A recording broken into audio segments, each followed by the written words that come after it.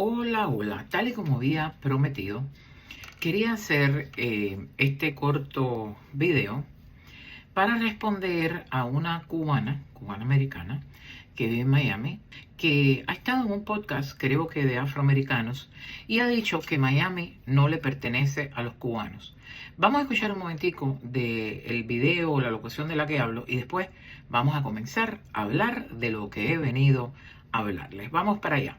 El video en cuestión es no de otra persona que no sea la ex actriz porno Angelina Castro. Miami doesn't belong to the Cuban. Miami was built by African slaves and one or two Bahamians. Miami is owned by Russians. Let's just be realistic. Cubans have the fake idea that Miami is owned by them.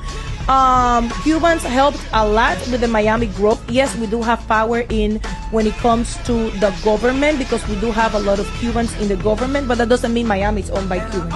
We are the loudest ones and the one that scream the most. I can understand how that might seem like that, but we are not the power of Miami anymore. Bueno, ustedes lo han oído. Esto es lo que pasa cuando una persona o es ignorante o simplemente está invitada a un podcast de afroamericanos y se quiere lucir. Ella ha dicho, entre las cosas que ha dicho, Miami no es de los cubanos. Vamos a desmitificar esa frase. Cuando nosotros decimos que Miami ha sido construida por los cubanos, y básicamente estamos hablando de la influencia de la comunidad cubana que emigró a los Estados Unidos en los años 50, pero específicamente en mayor cantidad después de 1959 a la llegada de Fidel Castro al poder, lo que se convertiría probablemente en la madre dictadura más larga del continente, 66 años de una dictadura autoritaria, marxista y fidelista. Evidentemente sabemos que a partir de esa fecha empiezan a emigrar a Miami los cubanos.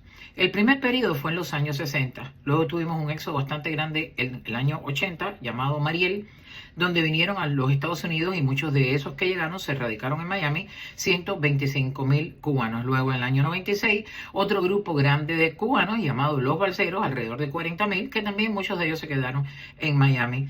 Y por último, hemos tenido lo que ha pasado bajo la administración del presidente Biden, que ha llegado alrededor de 700 a 800,000 cubanos, según dicen algunas estadísticas. Entonces, claro que el volumen va marcando la cultura, el comportamiento, el olor, el color, el tejido de una ciudad. Eso no significa que ninguno de los que hemos dicho que Miami ha sido construido por los cubanos por la cantidad de cultura que tenemos en esta ciudad nuestra. De hecho, hay un área de la ciudad de Miami que se llama Little Havana o la Pequeña Habana. Especialmente se concentraron muchos cubanos en los años 60 en la calle 12 del Southwest, que pueden encontrarla mencionada en la canción de Willy Chirino, que habla de esa calle, avenida 12 del Southwest. Pero nosotros nunca hemos dicho que somos los dueños de Miami. Miami le pertenece a la Florida y la Florida le pertenece a los Estados Unidos. Es decir, Miami es, como cualquier parte de los Estados Unidos, de todos los ciudadanos norteamericanos. Cuando hablamos de Los Ángeles, hablamos automáticamente de la influencia mexicana. Cuando hablamos de Nueva York, hablamos de la influencia puertorriqueña y en los últimos años dominicana. Y así sucesivamente dentro de la misma Florida, también en Nueva York hablamos de los italianos primero que ninguna otra comunidad, italianos, puertorriqueños y dominicanos. Y cuando hablamos incluso dentro de la Florida podemos hablar hasta de los griegos, porque hay una pequeña ciudad muy cercana a Tampa que se llama Tarpon Spring, donde hay una comunidad griega bastante grande. Es decir, los Estados Unidos es un territorio americano, es de los Estados Unidos de América. Por supuesto, cada región dentro de los Estados Unidos, y en dependencia de las grandes migraciones que hemos tenido, pues algunas comunidades pues tienen allí primacía o se nota la cultura. Tú te vas a California y probablemente tú te vas a encontrar un taco con bastante frecuencia, más de lo que podrías encontrar un plato de arroz y frijoles negros como lo puedes encontrar en Miami, o un cafecito cubano. Es decir, lo primero que quiero dejar claro es que los cubanos usualmente no decimos nosotros somos dueños de Miami, nos creemos los dueños de Miami. Eso está absolutamente fuera de lugar. Ahora, vamos a ir por partes. Primero, Angelina Castro dice que Miami fue construida por los negros esclavos, por los esclavos africanos que venían, por supuesto, con los españoles y venían con las colonizaciones. No, Miami no fue construido por los esclavos. En primer lugar, Miami, y ahorita quiero leerte un poquitico de la historia de Miami. En Miami, el dominio español duró hasta 1921, que es que se convierte hubo dos etapas en que los españoles fueron dueños de la Florida. La perdieron y la recuperaron unos 10 o 20 años después. Y por supuesto no fue hasta 1821 que la Florida pasa a ser parte de los Estados Unidos como lo tenemos entendido hoy. ¿Qué sucedía? En la Florida sí llegaron esclavos. Llegaron esclavos acompañando a los españoles y acompañando a otros europeos que venían evidentemente a radicarse aquí. Pero Miami no fue el sitio donde más esclavos existieron o donde más esclavos se asentaron. Por una sencilla razón.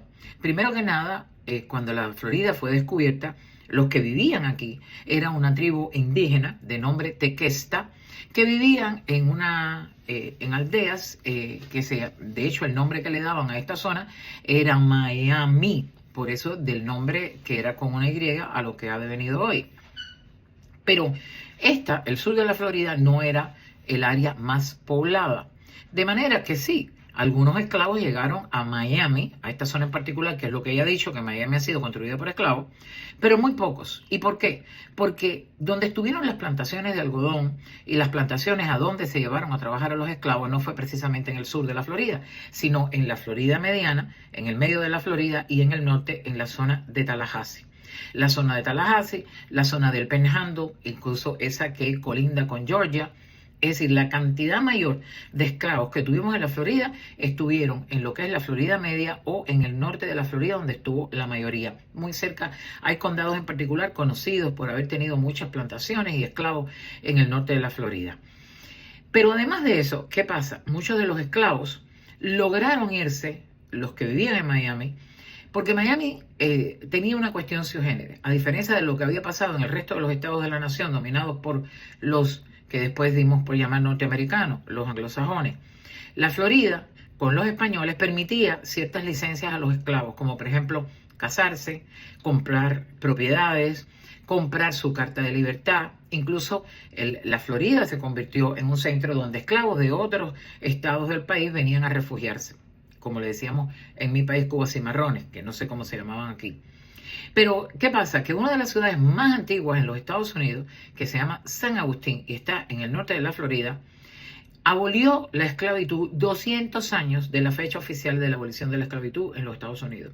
De manera que muchos esclavos en la Florida terminaron yéndose y asentándose en San Agustín precisamente porque allí no había esclavitud. Entonces, la Florida fue construida, por supuesto, habitada por las tribus autóctonas que vivían aquí, indígenas.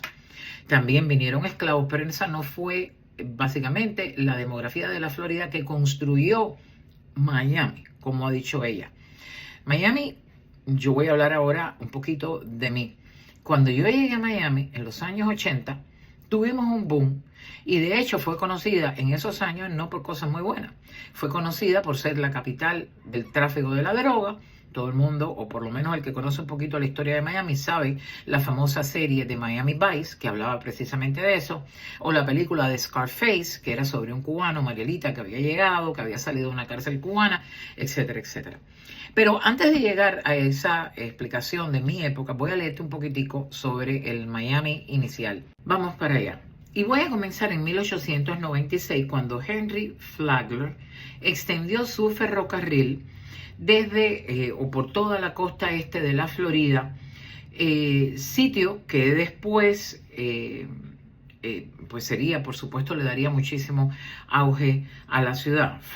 Henry Flagler, había sido convencido para extender el ferrocarril después de una helada durante el invierno de 1894 que mató la mayoría de la producción de los cultivos del cítrico en la Florida. No serían otros que Julia Tuttle, la que es conocida como la madre de la Florida, y William B., los que le darían la mitad de sus propiedades y también muchísimo dinero para que Flagler pudiera hacer, primero por supuesto, el tren, y también trabajó en el dragado del puerto como lo conocemos hoy. El turismo comenzó a crecer en Miami y aquí es donde quiero empezar a leerte. Durante el auge de la tierra de Florida a principios de mediados de la década de 1920, la población de la ciudad se triplicó con creces. Pero el colapso de esta especulación financiera, agravada por un devastador huracán en 1926, atenuó la fortuna de Miami durante más de una década. La vecina Miami Beach experimentó un breve auge de la construcción a mediados de la década de 1930, cuando se erigieron muchos edificios Art Deco, pero esto llegó a su fin durante la Segunda Guerra Mundial, cuando los soldados reemplazaron a los turistas en los hoteles de Miami Beach frente al mar y largos tramos de la playa se convirtieron en campos de tiro. Después de la guerra, muchos de los soldados regresaron al área de Miami a vivir y en la década de los años 50 y 60, los inmigrantes latinoamericanos, particularmente de Cuba, comenzaron a llegar desde Cuba en gran número.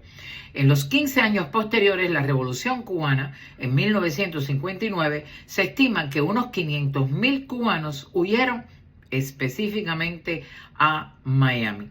Muchos de estos 500,000 cubanos también fueron asimilados por el gobierno federal de los Estados Unidos y también fueron a otros estados. Durante la época de 1980, Miami ganó gran reputación como un centro del comercio ilegal de cocaína y varios actos de violencia que se dirigieron contra los turistas extranjeros a principios de la década del 90. Sin embargo, a finales del siglo, el turismo se estaba recuperando. En 1992, el huracán Andrew, que causó 50 muertes y considerables daños en la propiedad en áreas del condado junto al sur de la Florida, aunque la ciudad se salvó en gran medida, pues lo que indica es que a partir de ese momento algunas personas abandonaron Miami, la población decreció, etcétera, etcétera. ¿Por qué yo te leo este fragmento? Tú has oído en cada artículo que tú busques sobre la historia de Miami, vas a encontrar a partir de los años 50, finales de los 50, porque incluso vinieron cubanos durante el periodo que se estaba gestando esa guerra entre la dictadura de Fulgencio Batista y lo que sería después Fidel Castro, que se llamó en el momento Revolución. Entonces, desde los años 50, pero especialmente después del 59, no hay un artículo, un libro que te hable de la historia de Miami que no te hable de la influencia cubana en Miami. Pero habiendo dejado detrás el tema de los esclavos, Angelina Castro dice que Miami es ahora mismo de los rusos. Yo lamento desmentirla y decirle que eso no es cierto. No tenemos en Miami, la ciudad de Miami, lo que se conoce el Gran Miami, ningún alcalde ruso. Evidentemente hemos tenido una inmigración de Rusia, especialmente algunos que han venido a invertir, a poner muchísimo dinero, a trabajar bastante poco, porque vienen con muchísimo dinero, no solamente porque vengan de Rusia, sino que vienen también rusos radicados por décadas en Nueva York. Y yo tengo algunos de esos vecinos. Pero los rusos, para serles muy sincera, los que han venido como mafiosos, han invertido, tienen muchísimas propiedades, tienen muchísimo dinero, especialmente en un área que no pertenece a Miami, sino lo que es el Alto Miami Beach, las ciudades de Sunny Isles, de Golden Glade, de Hallandale e incluso Hollywood. Y cuando ella dice que los dueños de Miami son los rusos, está hablando, creo yo, supongo, de una mafia que es perseguida por la policía y por el FBI. Hay muchísimos artículos que te podrían hablar de eso. Eso no significa que son los dueños, significa que son dueños de propiedades, pero que tienen que pagar taxes por la propiedad y por la tierra como la tiene que pagar cualquier otro residente de Miami que no sea ruso. Eso es una farsa, eso es hablar a la ligera. Porque de hecho los mafiosos, en este caso rusos, que hay mafiosos de cualquier nacionalidad, no son dueños de nada cuando terminan presos, encarcelados por el FBI. Pero lo más interesante es cuando ella dice que los cubanos tenemos una idea falsa de que somos los dueños de la ciudad que nos pertenece. Yo he vivido casi 40 años en Miami y nunca he creído que Miami me pertenece. Lo que sí creo que nos pertenece es el legado que hemos dejado en esta ciudad. Hemos tenido hombres importantes, cubano-americanos, como el presidente de la Coca-Cola, Goizueta. Hemos tenido al jefe o al director o al presidente de la Cámara de Comercio Latina de Miami, el señor Luis Sabine, cubano. Hemos tenido alcaldes en todas las ciudades que conforman el condado Miami-Dade. Tenemos ahora mismo 3 representantes en el Congreso, María Elvira Salazar, Carlos Jiménez y Mario Díaz Valar, que su hermano también sería representante en el Congreso años atrás, al igual que Ileana Ros-Lehtinen, todos cubanos americanos. Y tenemos un secretario de Estado también cubano-americano. Los cubanos americanos hemos tenido representación política y hemos tenido representación en la economía de esta ciudad de Miami y de este condado. El dinero cubano, no solamente podría mencionarte artistas de la talla de Gloria y Emilio Estefan, cubanos que además han hecho gloria y carrera a otros muchos artistas colombianos, mexicanos, etcétera, etcétera. Pero en realidad la variedad de empresarios que hay en Miami, banqueros, abogados, médicos y empresarios que no solamente mueven la vida financiera de esta ciudad, sino también la vida social de esta ciudad, indica que nuestra presencia sigue siendo importante en el condado Miami-Dade. Cuando yo llegué a Miami, Miami Beach en particular, Hialeah era básicamente lo que es hoy el Southeast de Hialeah. Si usted viene desde el aeropuerto recorriendo la arteria principal de Hialeah, que se llama Leyón, que es la 42 Avenida del Norwest, la 8 Avenida del East de Hialeah, o Leyón, como se llama, usted se encontraba, después que pasaba desde Okeechobee hasta la 9 calle en Hialeah, usted se iba a encontrar casitas de placa de una sola piso, no de 2 aguas como la encuentra en el resto de Hialeah, que fueron hechas precisamente para esos soldados que venían de la guerra, como usted escuchó que ahorita yo expliqué. Cuando yo llegué a Hialeah, la 8 Avenida del West de Hialeah era como casi que el centro de lo más moderno. Recuerdo cuando fabricaron Mango Hill, que estaba entre la 37 o la 37 y la 44, corriendo entre la 8 y la 12 Avenida. Era como el boom de Mango Hill. Era la primera vez que se veía en Hialeah townhouse, o sea, que era como muy moderno. Recuerdo cuando se hizo Samari Lake, que estaba a la altura de la 103 o la 49, en Hialeah, después de pasar el Palmetto, también fue absolutamente moderno, y yo en particular vi construir todo después de la 16 Avenida hacia allá. Yo lo vi hacer. Era absolutamente terreno baldío o almacenes lo que había en esa área. Hoy por hoy hay un Walmart, creo que hay un BJ, hay escuelas, hay edificios. Hasta la 16 Avenida, yo cuando llegué a Miami, la 16 era bastante poco poblada. De hecho, era bastante poco poblada. Yo diría que ya la 8 y la 12 eran como el fin de Hialeah. Y déjenme contarles que Hialeah es la ciudad más cubana en todo el sur de la Florida. El alcalde, por más de 20 años, Raúl Martínez, cubano. Los comisionados, y todavía hoy acabamos de ver salir a Esteban Bobo, cubano, y ahora ahí mismo corriendo para la alcaldía de la ciudad, 3 cubanos en particular. Entonces, Miami, con Francis Suárez, también cubano-americano, por supuesto, nacido aquí, es una tontería, porque no tengo otra palabra para describir, hablar de excluir a los cubanos, como que hemos perdido en Miami poder. Tenemos poder político, que es el más importante de todos. Tenemos poder económico y tenemos sobre todo el poder cultural. Yo no puedo descalificar a la cantidad de latinos de diversos países. Tenemos nicaragüenses que vinieron detrás de nosotros precisamente por el comunismo.